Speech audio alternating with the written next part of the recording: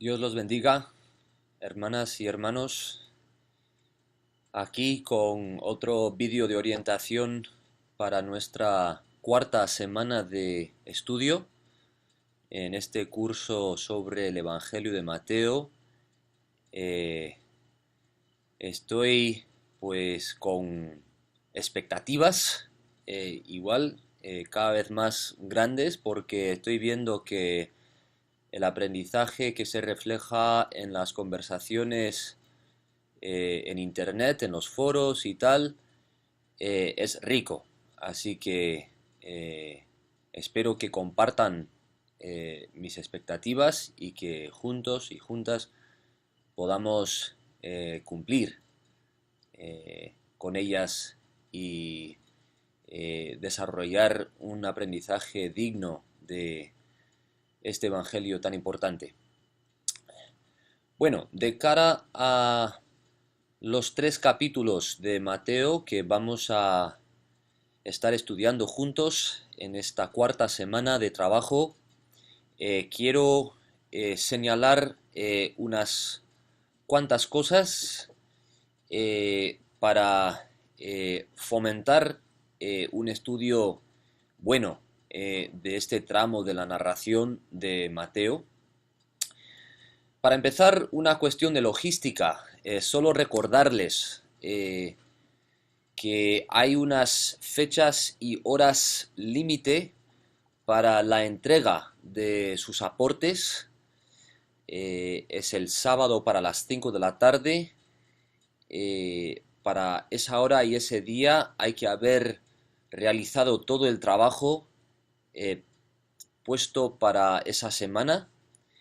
Y luego desde las 5 de la tarde el sábado hasta las 5 de la tarde el lunes, más o menos, pues hay la oportunidad de responder a sus compañeros en los foros. Eso evidentemente se puede hacer antes, pero esos son los días que en principio hemos designado para esas respuestas, ya que los días anteriores en principio uno habría dedicado a sus propios aportes.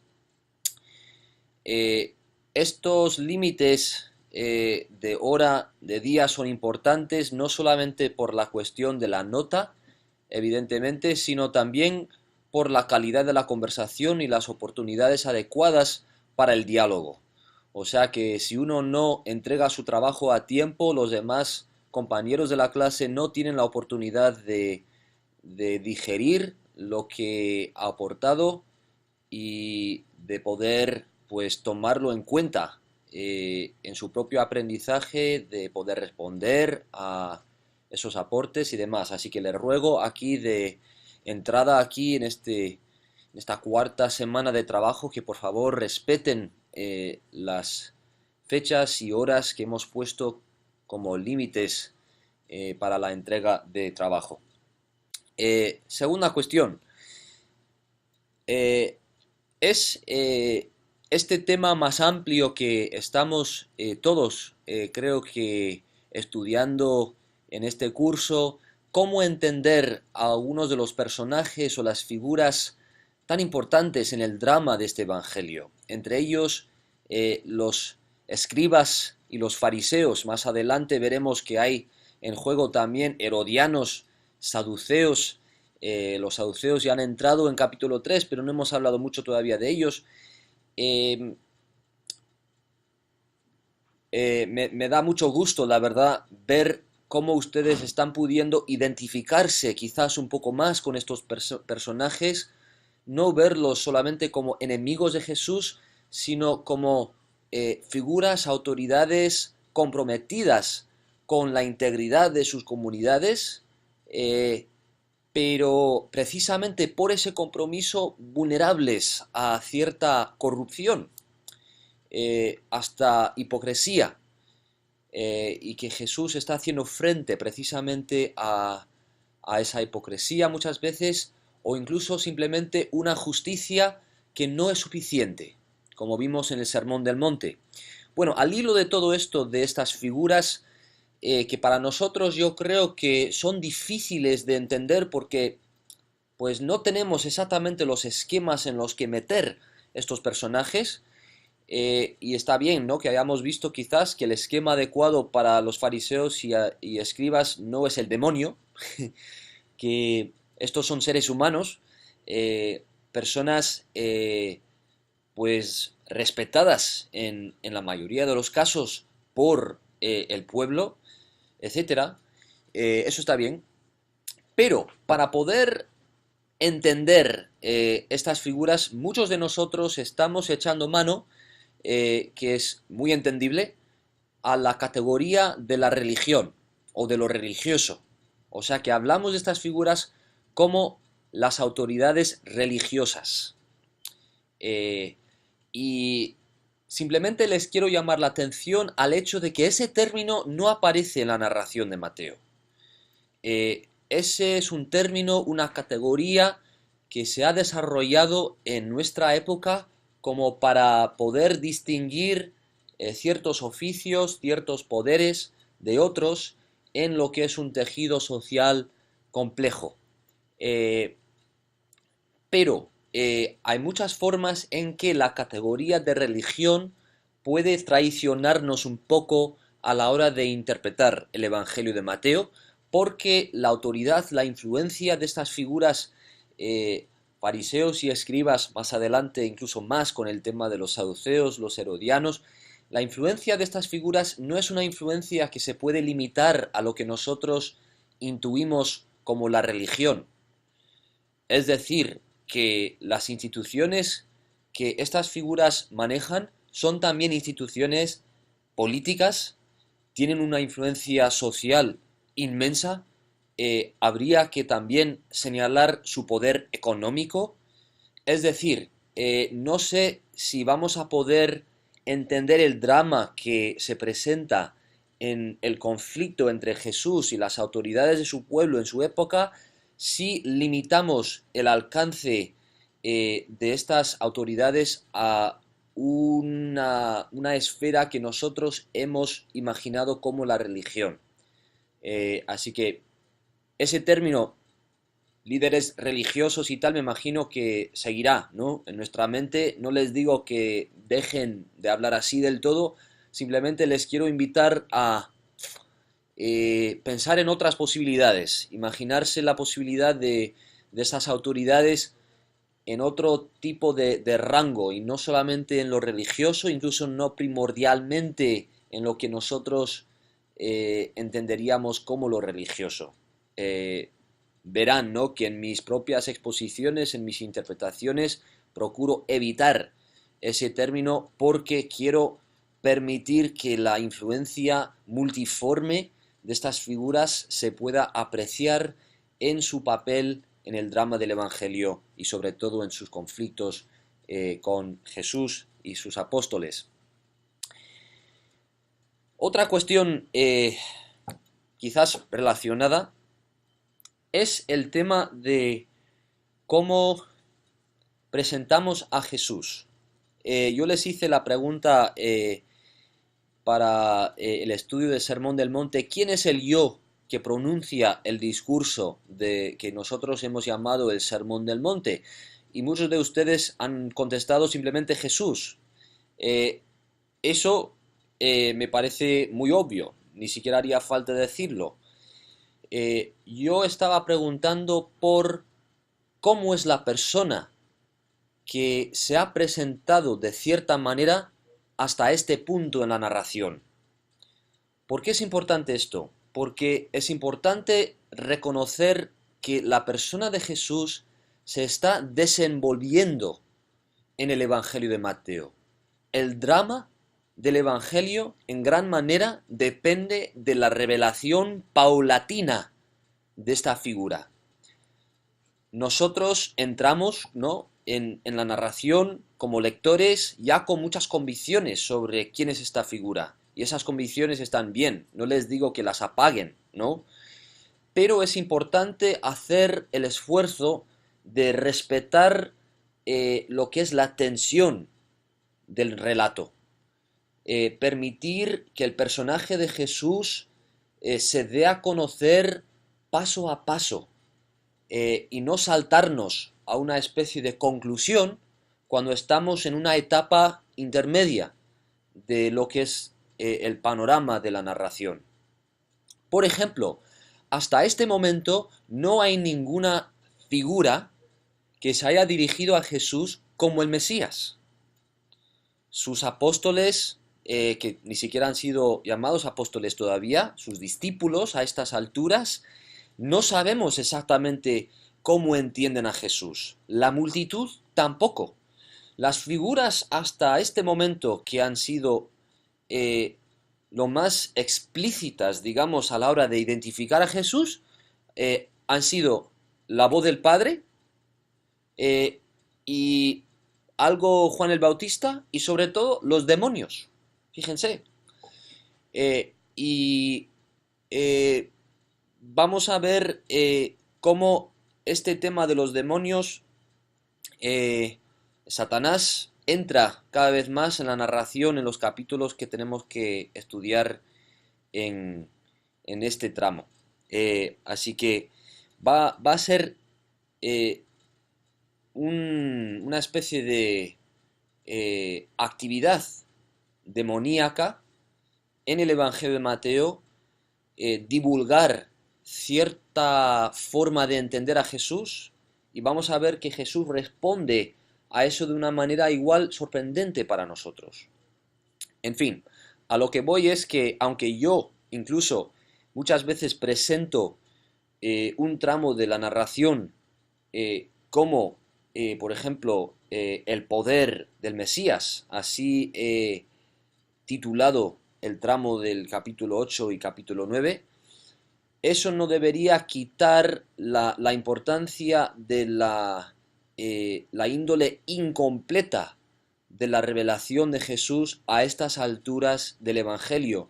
No deberíamos aplicar una especie de conocimiento pleno de todos los personajes a lo que estamos leyendo, sino queremos hacer lo posible por entrar en la etapa de la narración en la que nos encontramos para poder incluso abrir nuestros ojos a esta revelación sorprendente, paulatina, hasta chocante de Jesús. Y no podemos seguir el hilo de esa revelación, a veces sutil y muchas veces sorprendente, si simplemente estamos interpretando el texto continuamente como la confirmación de las convicciones que ya tenemos. Espero haberme explicado. Simplemente permitir la ambigüedad de quién es Jesús. Permitir que eso sea la cuestión de la narración y no simplemente la convicción que se confirma una y otra vez. Uno de los propósitos de este Evangelio no es solo confirmar lo que nosotros ya entendemos de Jesús, sino romper con nuestros esquemas y abrir nuestro entendimiento para conocer mejor a Jesús en comparación con lo que conocíamos antes de estudiar a fondo este Evangelio. Y eso evidentemente luego contribuye a la utilización de este Evangelio en la enseñanza de la Iglesia. Queremos que sea no solamente fuente de confirmación, sino fuente de revelación para los hermanos y las hermanas de nuestra congregación y para nuestra vida en común como comunidad cristiana. Siguiente cuestión. Uno de los rasgos de la narración sobre los cuales o sobre el cual no hemos hablado de una manera muy clara todavía es la secuencia de las escenas. Hemos hablado un poco de esto, pero va a ser más importante ahora, y es que el significado de las escenas, el significado de lo que Jesús dice, el significado de la revelación de su poder, muchas veces depende de la relación que hay entre varias escenas, las cuales siguen una detrás de la otra. O sea que hay un enlace un vínculo entre unas escenas que aparecen en una secuencia y lo que nos transmiten sobre Jesús depende de esa secuencia, no solamente del contenido de cada escena. Así que, por ejemplo, en el capítulo 8, como algunos igual ya habrán visto en el primer foro, empezamos con una secuencia de 3 encuentros seguidos entre Jesús y un leproso, entre Jesús y un centurión, entre Jesús y la suegra de Pedro. Y una de las metas que tengo para el estudio de esta semana es el desarrollo de nosotros a la hora de estudiar una narración como para interpretarla a la luz de una secuencia y no interpretar las escenas como si fueran pedazos, fragmentos no relacionados entre sí. ¿Eh? Así que les invito a tomar en serio la presentación de estas escenas en cierto orden, según el cual transmiten algo que aparte de esa secuencia, aparte de ese orden, igual nosotros no habríamos podido ver.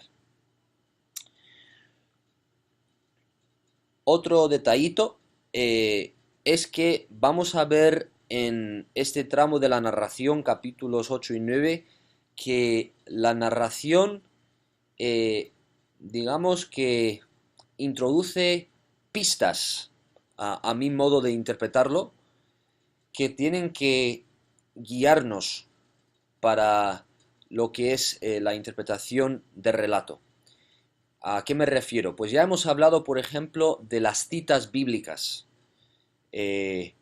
Cómo con una cita bíblica no estamos leyendo simplemente pues un texto con una relación un poco floja con lo que está ocurriendo en la narración, sino una cita a un momento anterior en la vida de Israel, un lenguaje crucial que ahora está llegando a su plenitud en la vida de Jesús y que para poder entender el significado de esa cita hay que volver a su fuente en el Antiguo Testamento, entender un poco de su contexto, de lo que está ocurriendo en ese momento, en su contexto original, para luego poder entender qué es lo que se pretende transmitir con la cita de ese texto en el Evangelio de Mateo. Pues de igual manera vamos a ver la introducción de otro tipo de pistas en el relato de Mateo. Una de ellas, por ejemplo, será el título de Jesús, Hijo del Hombre, el Hijo del Hombre, que es uno de los títulos que mayor importancia va a acumular a lo largo de la narración, y el momento en el cual se introduce en el capítulo 8 para mí es clave y arroja mucha luz a la escena a la que la introducción de ese título da pie. Así que simplemente llamarles la atención a esta otra característica, digamos, de relato de Mateo, que hay pistas de este tipo que nos despiertan, nos invitan a interpretar el texto de cierta manera. Dos cuestiones más. Sé que este vídeo es un poco más largo que los anteriores, pero creo que merece la pena. Va a surgir en el principio del capítulo 9 un tema que nosotros vimos un poco en la primera semana, y es el tema del perdón de los pecados. Llegamos al texto de Mateo con cierto concepto del perdón de pecados que yo quisiera que la narración pudiera cuestionar. Como vimos nosotros en el estudio de los libros del Antiguo Testamento que leímos en la primera semana, el perdón de pecados no es una cuestión solamente individual, aunque sí implica vidas individuales, sino que el perdón de pecados es una forma de describir una condición compartida por el pueblo. Esto lo vimos también en la escena del bautismo de Juan y luego en el bautismo de Jesús. El perdón de pecados a grandes rasgos, diría yo, a la luz de libros como Jeremías, Isaías también, podríamos señalar Deuteronomio que leímos, podríamos señalar otro texto, por ejemplo, de Ezequiel, capítulo 36. El perdón de pecados en lo que es el lenguaje del Antiguo Testamento parece referirse a la condición de restauración plena del pueblo de Dios. Es una restauración no solamente individual o espiritual, sino también una restauración social, material, política, etc. O sea que cuando los profetas esperan el perdón de pecados, no esperan solamente un cambio psicológico en la gente, esperan una sanidad plena de su vida después de siglos de enfermedad de cuerpo, de sociedad, de tierra, de animales, de unas dimensiones múltiples. Así que yo por lo menos quisiera que nosotros permitiéramos ese alcance amplio a lo que se transmite en el Evangelio de Mateo cuando nos dice que el Hijo del Hombre tiene poder en la tierra para perdonar los pecados.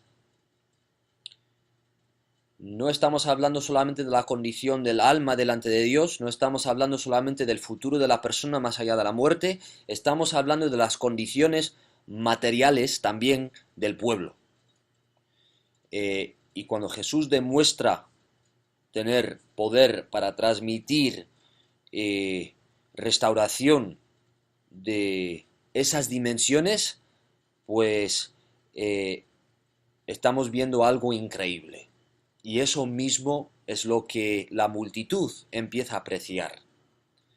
Que lo que Jesús hace poderosamente para un cuerpo, una persona, un nodo de relaciones en el pueblo, tiene implicaciones para lo que puede hacer para el pueblo entero, cuando estamos hablando del tema del perdón de pecados. Espero que eso les prepare un poco la imaginación para lo que vamos a leer en Mateo 9 y más adelante, porque el tema del perdón de pecados es un tema que caracteriza todo el relato de Mateo. Ya vimos, ¿no?, en el primer capítulo que el nombre de Jesús significa salvación de pecados. Dios salvará. Entonces, vamos a ver cómo la salvación de la condición multiforme pecaminosa del pueblo implica el perdón de esos pecados, y la actividad de perdonar esos pecados es una actividad material, es una actividad de restauración amplia, tanto personal como social, que también tiene efectos en las autoridades del pueblo, la integridad de la comunidad, en fin, creo que captan la idea. Por último, el tema de el marco narrativo de una parte del libro de Mateo. Ya hablamos sobre esto un poco en el Sermón del Monte, y creo que para algunos de nosotros fue un poco difícil de entender, otros creo que lo captaron bien. Cuando yo hablo de esto, de la forma en que la narración enmarca una parte de ella, en muchos casos el discurso de Jesús, estoy hablando de cómo la narración literariamente proporciona el contexto determinante según el cual hay que interpretar el discurso. Eh, no estoy hablando, cuando digo marco narrativo, del contexto histórico más general, que también es importante, eh, que es una ayuda para interpretar el significado, por ejemplo, de un discurso de Jesús como el Sermón del Monte.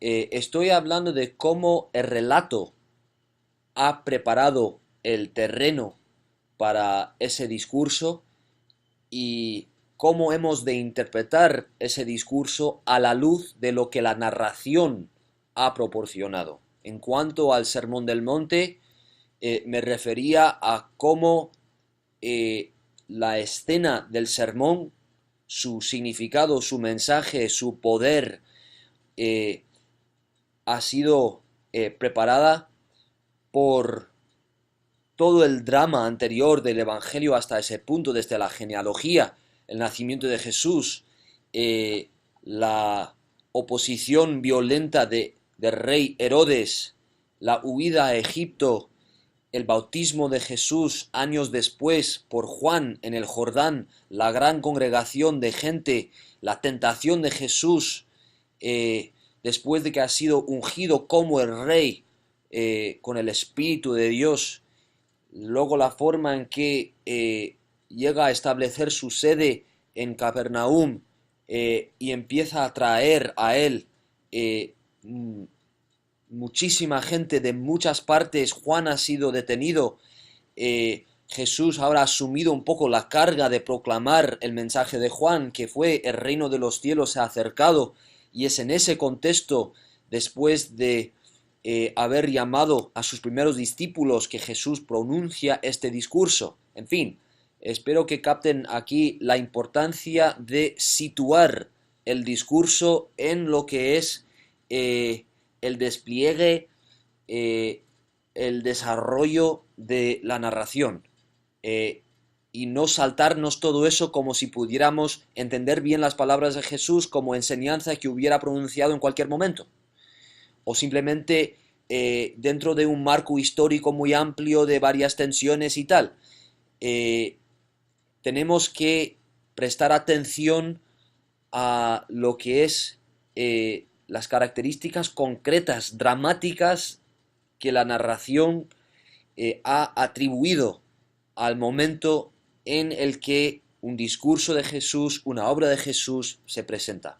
¿Por qué es importante todo esto? Pues claro, estoy hablando de algo que nos ayuda en la interpretación generalmente de lo que es una narración, pero esta semana llegamos a no solamente varias escenas que han sido preparadas, ¿no?, por la narración anterior, sino otro discurso, el segundo discurso de los 5 grandes discursos de Mateo.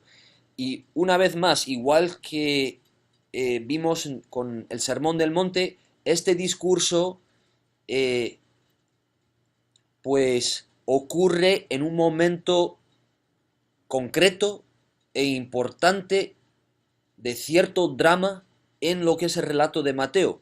Y para entender su alcance, su contenido, lo que es la carga que lleva este mensaje de Jesús a estas alturas en este momento, pues hay que estudiar qué es lo que la narración nos ha contado hasta ese momento y cómo es que la narración ha situado ese discurso para que podamos entender su significado.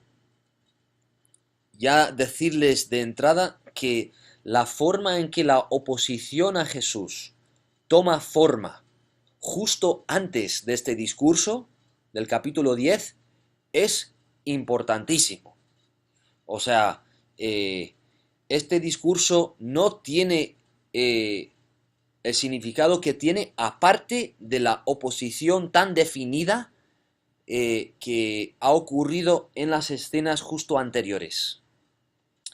El hecho de que Jesús nombra a 12 apóstoles de entre sus discípulos justo al inicio de este sermón, después de este conflicto con las autoridades, ya un conflicto tajante, ya con cierta definición en la escena anterior, nos indica un poco qué viene a decir en el discurso que luego pronuncia.